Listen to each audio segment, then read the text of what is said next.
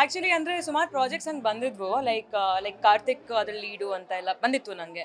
ಅಂದಿದ್ರಾ ನನಗೆ ಯಾವ್ದು ಬಂದಿಲ್ವೇ? ನಂಗೆ ಹಂಗೆ ಬಂದಿತ್ತು ಲೈಕ್ ಕಾರ್ತಿಕ್ ಲೀಡ್ ಇದಾರೆ ಅಂತ. ಬಟ್ ನಂಗೆ ಆ ಕಥೆಗಳು ಇಷ್ಟ ಆಗಿರಲಿಲ್ಲ. ಇಟ್ಸ್ ನಾಟ್ ಅಬೌಟ್ ಕಾರ್ತಿಕ್ ಅವ್ರ ಎನಿಥಿಂಗ್. ನಾನು ತುಂಬ ಪಿಕ್ಕಿ ಅನ್ನೋದು ಎಲ್ಲರಿಗೂ ಗೊತ್ತಿದೆ. ಅಂದರೆ ಇಲ್ಲಿವರೆಗೂ ನಾನು ಯಾವುದೋ ಸಿನಿಮಾ ಒಪ್ಕೊಂಡಿರೋ ಕಾರಣನೇ ಅದು. ಬಟ್ ಮೇ ಬಿ ಇವತ್ತಿಗೂ ಅಷ್ಟೇ ಯಾವುದೇ ಒಳ್ಳೆ ಸ್ಕ್ರಿಪ್ಟ್ ಬಂದರೆ ಕಾರ್ತಿಕ್ ಹೀರೋ ಆದರೆ ಲೈಕ್ ಖಂಡಿತವಾಗ್ಲೂ ಮಾಡ್ತೀನಿ. I will love to do it. But script ತುಂಬ ಚೆನ್ನಾಗಿರಬೇಕು. End of the day cinema ಗೆಲ್ಲಬೇಕು, ನಟ ನಟಿ ಗೆಲ್ಲೋದಲ್ಲ. ಒಂದು ಸಿನಿಮಾ ಒಂದು ಕತೆ ಗೆದ್ದಾಗ ಎಲ್ಲರೂ ಗೆಲ್ತೀವಿ, ಇಡೀ ಕನ್ನಡ ಇಂಡಸ್ಟ್ರಿ ಗೆಲ್ಲುತ್ತೆ.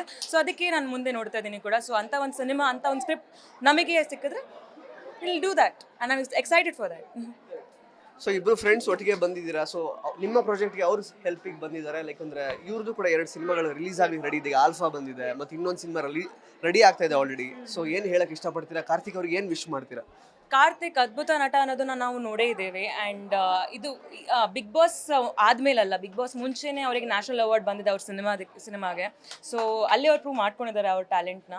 ಮುಂದೆ ಅವ್ರದ್ದು ಒಳ್ಳೆ ಒಳ್ಳೆ ಸಿನಿಮಾ ಬರುತ್ತೆ ಅನ್ನೋದು ನಾನು ಕಾಯ್ತಾ ಇರ್ತೀನಿ. ಆ್ಯಂಡ್ ಅದರಲ್ಲೂ ಅದ್ಭುತವಾಗಿ ನಟನೆ ಬಂದಿರುತ್ತೆ. ಬಿಕಾಸ್ ಪೋಸ್ಟರ್ ನೋಡಿದ್ದೆ ನಾನು ಕೆಲವುದು, ನಟರಾಜ ಆ ಥರದ್ದೆಲ್ಲ. So that was very creative and unique. So I am excited ಹೇಗಿರುತ್ತೆ ನಿಮ್ಮದು ಮುಂದಿನ ಸಿನಿಮಾ ಅಂತ. ನೀವು ಇಲ್ಲಿ ಬಂದಿದ್ದೀರಾ ಅಂತ ನಾನು ಸಪೋರ್ಟ್ ಮಾಡ್ತೀನಲ್ಲ, ನೀವು ಒಂದು ಒಳ್ಳೆ ಕಲಾವಿದರು ಆ್ಯಂಡ್ ಒಳ್ಳೆ ಫ್ರೆಂಡ್ ಕೂಡ. So that's why I will support you always.